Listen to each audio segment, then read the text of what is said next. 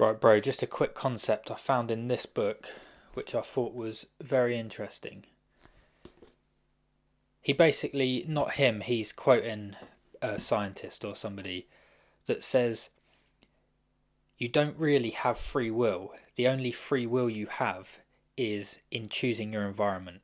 So he says there's three factors that go into change: DNA, which we don't control, random acts of life, which we don't control because they're random, and our environment, which we do control because we're autonomous and we can choose our environment.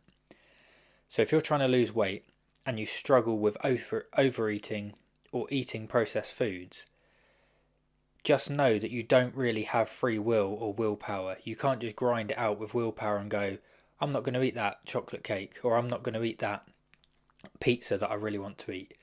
You don't have willpower. That's why you're fat. That's why you haven't succeeded so far, right? What you do have is the ability to choose your environment. If there's cake in a room, you can leave the room, or you can throw it down the road or throw it in the bin, right? So you can remove it from your environment or remove you from the environment. So the simple lesson is, when you're faced with a craving and you give into it, it's not because you lack willpower. It's that you've used your willpower incorrectly. The only willpower you have, the only free will you have, is the ability to choose your environment. So the lesson here is, choose your food environment carefully. If somebody you live with or just a random factor is adding tempting foods into your food environment, that is going to make your ability to avoid those foods almost impossible, and you're going to give in. Or if you're introducing them. So if you have like a cookie jar on the side and you're not eating cookies, it's not part of your diet at the moment, that is polluting your food environment.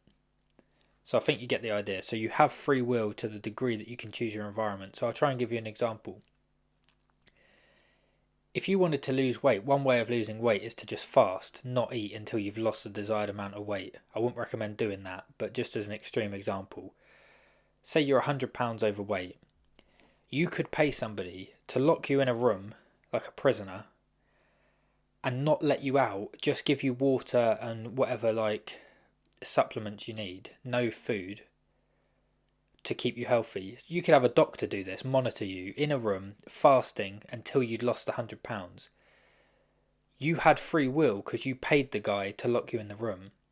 But then you don't need willpower because you're locked in there. The dude's not letting you out. You've paid him for his service to keep you in there until you lose the £100. You will lose the £100 by fasting. And it'll monitor you correctly so you don't die. But the point is, you didn't have free will. You didn't use willpower to lose the weight. You used your free will, which was your ability to choose your environment. So you've chose your environment, you're locked in a room with no food. Now willpower's out of the question. And that's the same with your home. So in your home, if you've got kids, you've probably got different foods for them that maybe aren't part of your plan. And every time you see them or you prepare them for your children, that is going to be extremely difficult to resist, and willpower might not be enough. So you have to change your food environment where possible. Done.